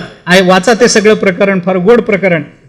झालं ते म्हणतं ओळखलं नाही, आमच्या घरी जेवण करून जाताना आम्हाला विसरता म्हणजे काय? बरोबर, ओळखलं कोण आहे सांगा? नाही ओळखलं, जेवण बाहेर काढतो तो सगळं. याच्यावर महाराज मी फार विचार केला, मला फार अप्रसंग आली अशी. मी याच्यावर फार विचार करून एक मधला मार्ग काढला. एक मधला मार्ग. एक कीर्तनाला असंच गेलो, एकाने विचारलं महाराज ओळखलं? म्हटलं वा, का नाही ओळखलं? ओळखलं. तो म्हणाल कोण आहे सांगा बरं? म्हणलं तू माणूस आहेस. माझा दृष्टांत संपला, लांबवायचं कारण नाही, मला एवढंच विचारायचंय, नुसतं माणूस आहेस एवढा संबंध सांगितला पुरल का? अरे काहीतरी सांगावं लागेल की नाही, त्याचं नाव तरी सांगावं लागेल, आडनाव तरी सांगावं लागेल, गाव तरी सांगावं लागेल, कुठं भेट झाली ते तरी सांगावं लागेल, प्रवासावरून वाद झाले का पाकिटावरून झाले, काहीतरी त्याचं विशेष सांगावं लागेल, तर मग माझा परिचय पटला असं म्हणावं लागेल का नाही?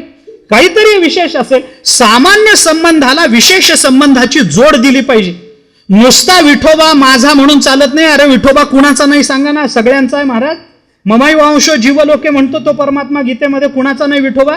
पण माझा म्हटलं की तुझा कोण असं विचारावं लागेल.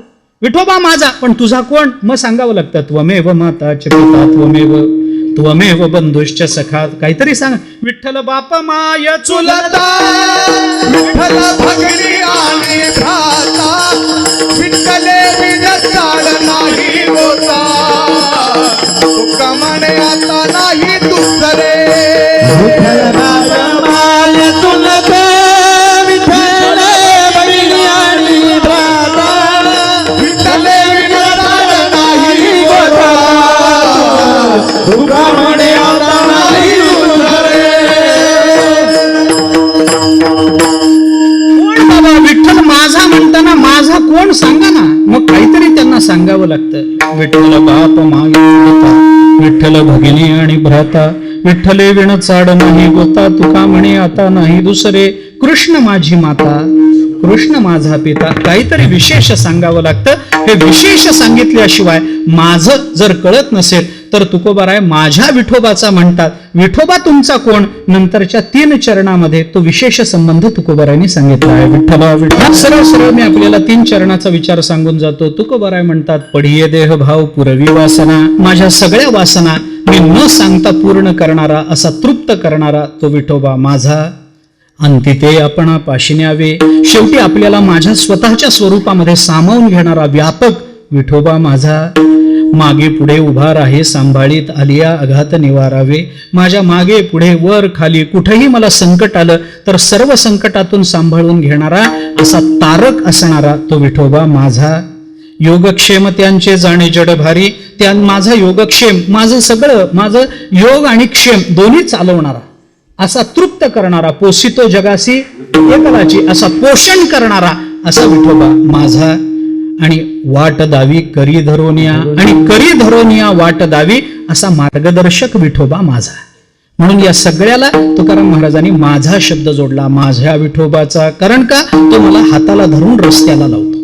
जगामध्ये 3 लोक आहेत महाराज, 3 प्रकारचा वर्ग आहे. एक वर्ग असा आहे तो वाट निर्माण करतो, एक वर्ग वाट दाखवतो, आणि एक वर्ग वाट लावतो.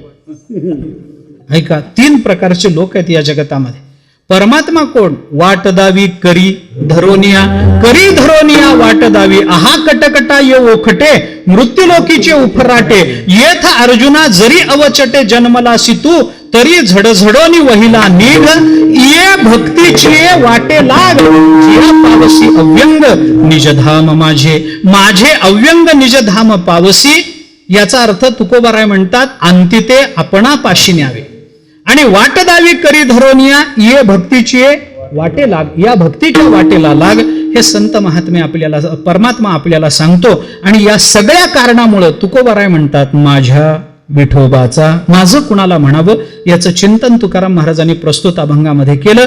आणि त्याच्याकरता आपल्याला प्रमाण दिलं की जर याच्यावर तुमचा विश्वास बसत नसेल तर तुकाराम महाराज म्हणतात की तुम्ही पुराणाला विचारून बघा. अभंगाच्या शेवट विश्वास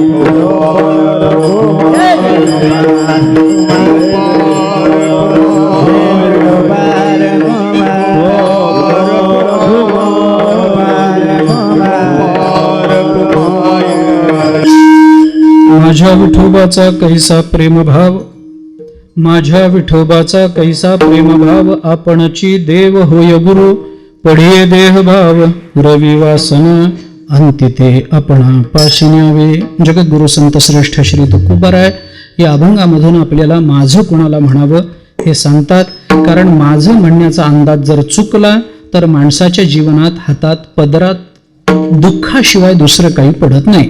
याची अनेक प्रमाणं, अनेक दृष्टांत ज्ञानेश्वर महाराजांनी जी भूमिका मांडली, आपल्याला अशी अनेक प्रमाणं मी सांगतो. योग वासिष्ठामध्ये एके ठिकाणी असं म्हटलंय की द्व्यक्षरम भवेन मृत्यू त्र्यक्षरम ब्रह्म शाश्वतम, ममेतीच भवेन मृत्यू न मम इतिच शाश्वतम.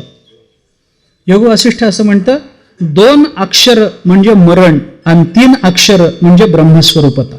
द्व्यक्षरस्तु भवेन मृत्यू, 2 अक्षर म्हणजे मृत्यूच आहे आणि 3 अक्षर म्हणजे ब्रह्मस्वरूपता आहे. कोणती 2 अक्षर? मम हे म्हणणं मरण आणि न मम हे म्हणणं ब्रह्मस्वरूपता.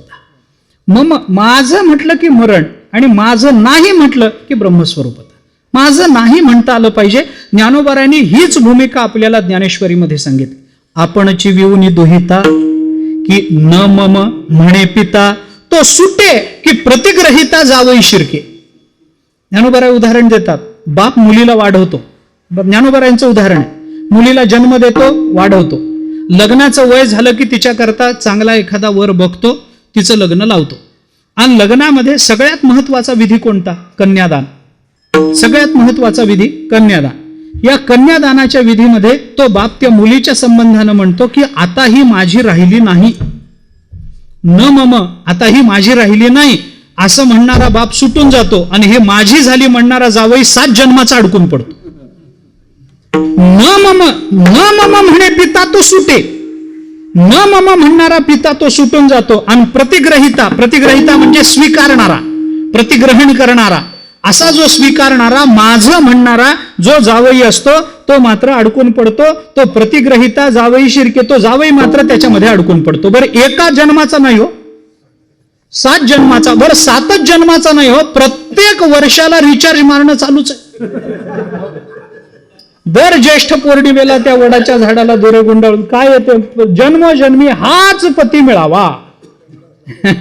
कसा का असे ना, पण तोच मिळावा. आमचे गुरुजी म्हणायचे याच्यासारखा गाढव दुसरा मिळणार नाही म्हणून हाच मिळावा. तर काय करणार त्याला? काही का असे ना, पण चालूच आहे ना. का अडकला तो? जन्मजन्माचा का अडकला? माझं असं म्हणाल्यामुळे अडकला. आणि बाप एवढं सगळं प्रेम करतो पण न मम म्हटलं की सुटून जातो. असं आहे ना. म्हणून माझं कुणाला म्हणावं याचं चिंतन तुकोबाराय प्रस्तुत अभंगामध्ये करतात. त्याचा विचार आपण या संदर्भामध्ये थोडासा केला. फार विचार तुकोबारायांनी एक फार महत्वाचा सिद्धांत संत आणि परमात्म्याचं ऐक्य या अभंगामध्ये मांडलं. ते ऐक्य असूनही त्या दोघांमध्ये भेद दिसतो. त्याचं कारण प्रेमभाव हे कारण सांगितलं. त्या प्रेमभावाची अभिव्यक्ती होण्याकरता आपणची या पदाची योजना तुकाराम महाराजांनी केली. आणि माझं कोण हे ठरवण्याकरता नंतरच्या 3 युक्तिवादामध्ये मी कोण हे आपल्याला सांगितलं. आणि त्याच 3 चरणामध्ये तुकाराम महाराजांनी हा विठोबा माझा याचं कारण काय याचंही चिंतन सांगून आपल्याला एक प्रमाण दिलं की तुका म्हणे नाही विश्वास ज्या मने, पहावे पुराणी विचारून. आता पुराणामध्ये हे संदर्भ कुठे सापडतात हे सगळंच सांगत बसायला मला वेळ नाही. एक महत्वाचा विचार अजून सांगतो आणि सेवा माझी संपवतो. षष्ठी विभक्ती हे संबंध सांगते. आणि संबंधाचा विचार करत असताना संबंध 3 प्रकारचे असतात. ऐका, एक धावता विचार सांगतो. का देवालाच आणि संतांना माझं म्हणावं, इतरांना का म्हणू नये याचा थोडासा विचार मी सांगतो आणि थांबतो. संबंध 3 प्रकारचे असतात. काही संबंध मानलेले, मी सोपं बोलतो बरं, वेदांताचं बोलत नाही, मला त्यातलं कळतही नाही आणि त्यातलं बोलतही नाही. एक काही संबंध मानलेले, काही संबंध निर्मिलेले आणि काही संबंध असले. 3 प्रकारचे संबंध लक्षात घ्या. आता वेदांताच्याच भाषेत सांगायचं झालं तर मानलेल्या संबंधाला प्रातिभासिक संबंध म्हणतात, असलेल्या संबंधाला व्यावहारिक संबंध म्हणतात, आणि निर्मिलेल्या संबंधाला व्यावहारिक संबंध म्हणतात, आणि असलेल्या संबंधाला पारमार्थिक संबंध म्हणतात. पारमार्थिक सत्तेवर संबंध नसतात, पण पारमार्थिक सत्ता समजून घेण्याकरता संबंध विचारात घ्यावे लागतात, असा त्याचा अर्थ आहे. सोडून द्या सगळा विषय. मी आपल्याला साधं सरळ सांग, काही संबंध मानलेले असतात. मानलेले म्हणजे काय की हा माझा मानलेला भाऊ आहे असं आपण म्हणतो की नाही. हा मानलेला भाऊ आहे, ही माझी मानलेली बहीण आहे, हे माझे मानलेले वडील आहेत, हे माझे मानलेले चुलते आहेत, हे माझे मानलेली आत्या आहे, असं म्हणतो की नाही मनुष्य? हे मानलेले संबंध असतात. मानलेल्या संबंधाची मुख्य अडचण अशी असते की मानलेला संबंध वैज्ञानिक आणि व्यावहारिक या दोन्ही पातळ्यांवर सिद्ध होत नाही. मानलेल्या संबंधाला एक मर्यादा आहे, त्या मर्यादेच्या पलीकडे मानलेला संबंध जातच नाही. मी साधं बोलतो ना, ऐका. एखादा मनुष्य म्हणतो हा माझा मानलेला मुलगा आहे, किंवा आपण म्हणतो अहो माझा मानलेला भाऊ आहे हा. आता मला सांगा, ज्याला तुम्ही मानलेला भाऊ म्हणता त्याचं रक्त आणि तुमचं रक्त काढलं तर DNA एक येईल का? येत नाही. बरं जाऊ द्या, तेही सोडून द्या. मी म्हणतो हा माझा मानलेला भाऊ आहे असं तुम्ही म्हणता ना, मग मानलेला आहे तर मला सांगा आपली अर्धी प्रॉपर्टी त्याच्या नावावर करणार आहात का? आणि मग कशाचा मानलेला भाऊ, कशाचा मानलेला? मग मानलेल्या संबंधाला एक मर्यादा असते महाराज, त्या मर्यादेच्या पुढे मानलेला संबंध जाऊ शकत नाही. मानलेलं कुठपर्यंत असतं? एका माणसाची आई गेली, रडायला लागला बिचारा, गल्लीतले सगळे गोळा झाले, एक म्हाताऱ्या, तो माझी आई गेली, माझं छत्र गेलं. म्हाताऱ्या बायका होत्या तिच्या माहिती, अरे गेली आता काय करणार, तू रडल्याने उठून बसेल का? चिंता करू नको, आम्ही आहोत ना, आम्हाला आई म्हण, काही अडचण आली तर आमच्याकडे येत जा, आम्ही तुला प्रेम देऊ. बरं वाटलं त्याला. थोडे दिवसानं बहीण गेली, पुन्हा रडला, पुन्हा माणसं गोळा झाली, बायका म्हणाले नाही आता राखी बांधायला कोणी नाही, भाऊबीजेला ओवाळायला कोणी नाही. मग बायका म्हणाल्या आम्ही आहोत ना, आम्ही येऊ भाऊबीजेला, आम्ही येऊ तुम्हाला नागपंचमीला ओवाळायला, आम्ही औक्षण करू तुम्हाला, आम्ही राखी बांधायला येऊ. बरं वाटलं. थोडे दिवसानं बायको मेली. आता पुढचं सांगूच काय सगळं? मानलेल्या संबंधाला मर्यादा असते, एवढंच लक्षात घ्या. मला जास्त लांबवण्याचं कारण नाही, तो संबंध आपल्याला जास्त ताणता येत नाही. वैज्ञानिक आणि व्यावहारिक या दोन्ही पातळ्यांवर जर मानलेला संबंध सिद्ध होत नसेल तर कुणालाही माझं मानायचं कारण राहत नाही. विठ्ठलेला संबंध हा संबंध आपण निर्माण केलेला आहे. याला पंचदशीच्या भाषेमध्ये याला जीवकृत प्रपंच असं म्हणतात. हे सगळं अवघड आहे, आता पण उदाहरण देऊन मी सांगतो आपल्याला. परमात्मा जन्माला घालताना घरात एक स्त्री जन्माला घालतो. ती स्त्री जन्माला आली की कोणी म्हणतं ही माझी आई आहे, कोणी म्हणतं माझी बहीण आहे, कोणी म्हणतं माझी मुलगी आहे, कोणी म्हणतं माझी काकू आहे, कोणी म्हणतं माझी आत्या आहे, कोणी म्हणतं माझी मावशी आहे, कोणी म्हणतं माझी बायको आहे. देवानं बायको जन्माला घातली का स्त्री जन्माला घातली? स्त्री जन्माला घातली. देवानं आई जन्माला घातली का स्त्री जन्माला घातली. मग तिच्या बरोबर बायकोपणाचा संबंध आपण जोडला. देवानी बायको नाही जन्माला घातली, संबंध निर्माण करून देवानी नाही पाठवलं, देवानं स्त्री जन्माला. मग माझी बहीण, माझी मावशी, माझी आत्या, माझी काकू हे सगळे मानवनिर्मित संबंध आहेत. हे सगळे निर्मिलेली नाती आहेत. निर्मिलेली नाती व्यावहारिक पातळीवर सिद्ध होतात पण जन्मांतराच्या भूमिकेत टिकत नाही. ऐका, त्या संबंधाची अडचण सांगतो. मानलेला संबंध सिद्धच होत नाही म्हणून टिकत नाही. व्यावहारिक संबंध, निर्मिलेला संबंध व्यावहारिक पातळीवर सिद्ध होतो पण नित्यत्वानं टिकत नाही. माझा सख्खा भाऊ आणि मी दोघांचं रक्त काढलं तर DNA चाचणी कळेल की नाही? काहीतरी एक आहोत हे कळेल की नाही? कुठंतरी कळेल. पण माझ्या प्रॉपर्टीतला अर्धा वाटा त्याला जाईल की नाही?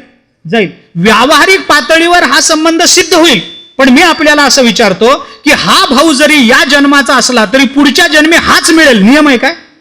मागच्या जन्मी हाच होता, नियम आहे काय? नाही. या जन्मापुरता तो इथं आलेला आहे. सातत्यानं सिद्ध झालं काय नातं? संबंध सिद्ध झाला का?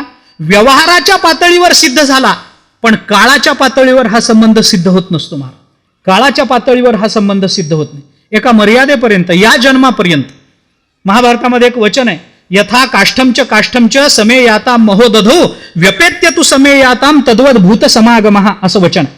दोन ओंडके वाहत वाहत एकत्र येतात, काही काळापर्यंत एकत्रित वाहत जातात आणि नंतर त्या दोन ओंडक्यांना दोन दिशेमध्ये प्रवाहात जावं लागतं. पुन्हा त्यांची आयुष्यात गाठ भेटे काय? दोन ओंडक्यांची होते आहे का नाही? दोन ओंडके एकत्रित काही काळापर्यंत. आपण इथून पंढरपूरला निघालो, आपल्या बाजूला एक माणूस येऊन बसला, तोही पंढरपूरला चालला, मग आता तो आपल्याला पंढरपूर पर्यंत आला म्हणजे काय आयुष्यभराची आपली त्याची गाठ भेट आहे काय? पंढरपूरला तो त्याच्याकडे, तो त्याच्या गावात, तो त्याच्या मार्गानं, आपण आपल्या मार्गानं, तो त्याच्या धर्मशाळेत, आपण आपल्या धर्मशाळेत. पुन्हा भेट झाली तर ओळख तर देतं काय कुणी? तसा भाऊ हा या जन्मापुरता, आई या जन्मापुरती, बायको नाही, तिचं 7 जन्माचं नाही. कोणताही संबंध काळाच्या पातळीवर टिकत नाही महाराज. माता पिता बंधू भगिनी कोणी नपवती निर्वाणी, इष्टमित्र स्वजन सखे हे तो सुखाची मांडणी. एकला मी दुःख भोगी. कुणाला माझं म्हणणार आहात? एकला मी दुःख भोगी कुंभपाक जाचणे, तेथे कोणी सोडविना एका सद्गुरु वाचोने, म्हणून आपणची होय देव गुरु तो विठोबा माझा म्हणावा लागतो. लक्षात घ्या, मी का हे सांगतो आपल्याला? अरे मर्यादेपर्यंत आहे, नंतर ते संबंध टिकत नाहीत, जास्त लोक जवळ येत नाहीत. बायको तर शेवटी उंबरठ्यापर्यंतच येते, माझी माझी माझी म्हणवली गेलेली उंबरठ्यापर्यंत निरोप देते.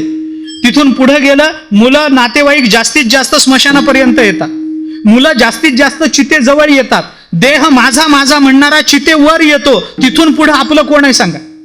कोणी आपलं नाही महाराज. कर्म सुद्धा आपलं असतं, ते पुढचा जन्म देऊन संपून जातो. कोण आपलं आहे सांगा? कोण आपलं आहे? कोणी नाही महाराज. आपलं म्हणावं असं कोणी नाही. म्हणून मानलेला संबंध सिद्ध होत नाही, निर्मिलेला संबंध सिद्ध होतो पण टिकत नाही. मग एक संबंध आहे, तो संबंध असलेला संबंध आहे. मागच्या जन्मी तो संबंध होता, या जन्मी तोच संबंध आहे, आणि पुढं आम्ही काही होऊ तर त्या जन्मी तोच संबंध आहे. मी साधं सरळ बोलतो. मागच्या जन्मी समजा मी एखादा पक्षी होतो, या जन्मी माणूस आहे, आणि पुढच्या जन्मी प्राण्याच्या जन्माला गेलो, तरी कुठल्याही जन्मात गेलो तरी ममैव अंशो जीवलोके अंशांशी भाव संबंध तोच आहे ना. बदलला काय? परमात्मा त्याही जन्मात माझा, याही जन्मात माझा, आणि मी कोणत्याही जन्मात गेलो तरी फक्त परमात्माच माझा. म्हणून माझं फक्त यांनाच म्हणावं, एक देव आणि दुसरे संत महात्मे, इतरांना कुणाला माझं म्हणू नये. हे तुकोबाराय आपल्याला सांग. याचा अर्थ असा नाही बरं, तुम्ही कीर्तन ऐकाल वेगळा अर्थ कराल, इथून घरी गेल्याबरोबर म्हणाल मी आता ऐकून आलोय कोणी माझं नाही, बायकोला म्हणाल हो बाहेर, कोणी माझं राहिलं नाही आता, पोरांना म्हणाल हो बाहेर. तसा अर्थ नाही त्याचा. माझं नाही याचा अर्थ त्यांच्यावर आत्मत्व भावना नाही, असा त्याचा अर्थ करायचा. गैर अर्थ कृपा करून करू नका. आपल्या प्रपंचाची नासाडी करण्यात कोणताही परमार्थ सिद्ध होत नसतो, हे लक्षात घ्या. आपला प्रपंच प्रामाणिकपणे करण्यामध्येच माणसाचा परमार्थ सिद्ध होतो. परमात्मा कृपा करेल तर चांगला प्रपंच करणाऱ्यावरच करेल. लक्षात ठेवा. मी चुकीचं बोलत असेल तर मला सांगा, परंतु आमचे आजोबा असं म्हणायचे, आमच्या आजोबांचं वाक्य, आजोबा असं म्हणायचे की अशुद्ध अंतःकरणानं केलेला परमार्थ म्हणजे प्रपंच, आणि शुद्ध मनानं केलेला प्रपंच म्हणजे परमार्थ असतो. हे लक्षात ठेवा. आणि त्या दृष्टीनं याचा गैरअर्थ कृपा करून करू नका. आपला आत्मत्व भावना कुणावर ठेवावी याचा विचार संत महात्मे आपल्याला सांगतात. देव आणि संत हे आपले असतात, आणि त्या दृष्टीनं त्यांच्याबरोबर आपुलकीचं आत्मत्वाचं नातं जोडून आपण जर आपलं जीवन चालू ठेवलं आणि त्यांना आपलं म्हणून ते म्हणतील त्या पद्धतीनं आपलं जीवन व्यतीत केलं तर तुकाराम महाराज म्हणतात त्या पद्धतीनं आपल्या जीवनाची कृतार्थता आपल्याला पदरात पाडून घेता येईल. देवाचं लाडकं व्हावं, संतांचं लाडकं व्हावं, तर जीवन धन्य मानावं. बाकीच्या गोष्टी जरी व्यवहारात खऱ्या असल्या तरी परमार्थाच्या दृष्टीनं त्याची कालसापेक्षता लक्षात ठेवून आपण विचार प्रवृत्त झालं पाहिजे. म्हणून आपल्या सर्वांना मी प्रार्थना करतो, काय आहे हे सगळं आपल्याला सहजासहजी कळत नाही.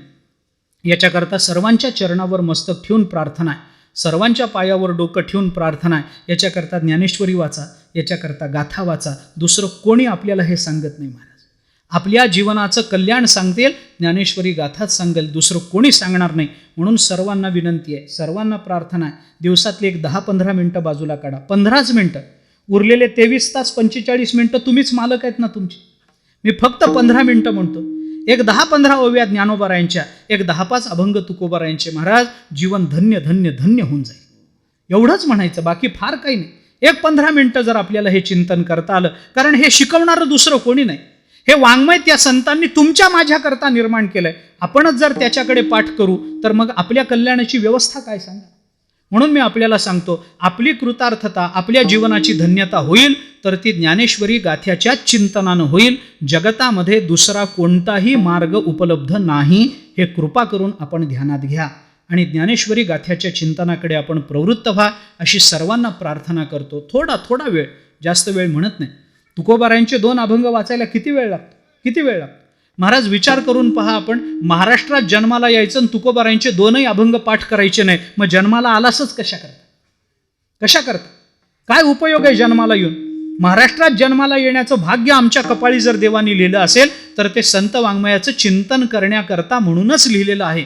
हे आपण कृपा करून लक्षात घ्या, कृपा करून लक्षात घ्या. मी पुन्हा आपल्याला सांगतो, हे वाङ्मयाशिवाय दुसरं कोणी तारणार नाही आपल्याला. दुसरं कोणी एवढ्या मायेनं समजून सांगणार नाही. दुसरं कोणी आपल्याला जवळ करणार नाही. बाकी सगळे धनाचे लोलूप आहेत. ही एकमेव ज्ञानेश्वरी गाथा हे असे ग्रंथ आहेत जे आपल्या कल्याणाची जबाबदारी घेऊन प्रकट झाले. लक्षात ठेवा. आणि या दृष्टीनं आपल्या सर्वांना विनंती करतो, पुन्हा दुसरं मागणं नाही. ज्ञानेश्वरी वाचा, गाथा वाचा, 2 अभंग तुकोबारायांचे, 10 ओव्या ज्ञानोबारायांच्या. किती वेळ लागतो? 5 मिनिटं, फार झालं. सकाळी नाही, दुपारी नाही, रात्री. मी म्हणतो रात्री नाही, झोपल्या झोपल्या वाचा ना. अंथरुणावर पडल्या पडल्या वाचा, बसूनच वाचा माझं म्हणणं नाही. अंथरुणावर पडल्या पडल्या गाथा हातात घ्या, 2 अभंग वाचा. काय निजल्याने गाता उभा नारायण तुकोबाराय म्हणतात. अरे आपण एवढंही करू शकत नसू तर मग माणूस म्हणून तरी जन्माला आलो कशा करता? विचार करा थोडासा. हे संत वाङ्मय आपल्याकरता निर्माण झाले. थोडा नित्यनियम करा, थोडा नित्यनियम करा. तेवढा नित्यनियम तुकाराम ज्ञानोबाराय म्हणतात, नित्यनेम नामी ते प्राणी दुर्लभ लक्ष्मी वल्लभ तयाजवळ. आणि नाही नित्यनेम केला तर तुकोबारायांची काठी तयार आहे. काही नित्यनेमावीण अन्न खाये तो श्वान, वाया मनुष्य पण भार वाहे तो वृक्ष. नित्यनियम न करता मनुष्य जर अन्न खाईल तर तुकोबाराय म्हणतात कुत्र्यात आणि त्याच्यात काय फरक राहील. तुकोबारायांचं वचन आहे, मी बोलत नाही. आधीच विचित्र युग आलंय, कुत्र्यात आणि माणसात फार फरक राहिला नाही. माणूस कशा करता कुणासमोर जाऊन शेपूट हलवेल सांगता येत नाही. विचित्र युग आहे महाराज, विचित्र काळ आहे. काय सांगू मी आपल्याला. आधीच कुत्र्यात आणि माणसात काही फरक जर कुठं राहिला असेल थोडा, तर ते कुत्रं आपल्यापेक्षा थोडं जास्त प्रामाणिक आहे, एवढंच. ऐका, ही वेळ जर आपल्यावर येऊ द्यायची नसेल तर ज्ञानेश्वरी वाचा, गाथा वाचा, संत वाङ्मयाची उपासना करा. रामकृष्ण हरीचं भजन आपल्या घरामध्ये 2-5 मिनिटं तरी झालं पाहिजे महाराज. याच्याने आपलं जीवन धन्य धन्य होऊन जाईल. आपल्या सर्वांना पुन्हा पुन्हा प्रार्थना करतो, ही सेवा झालेली संतांच्या, सद्गुरूच्या, परमात्म्याच्या आणि तुम्हा सर्व श्रोत्यांच्या चरणी समर्पित करतो. वाणीला विराम देतो. ज्ञानेश्वर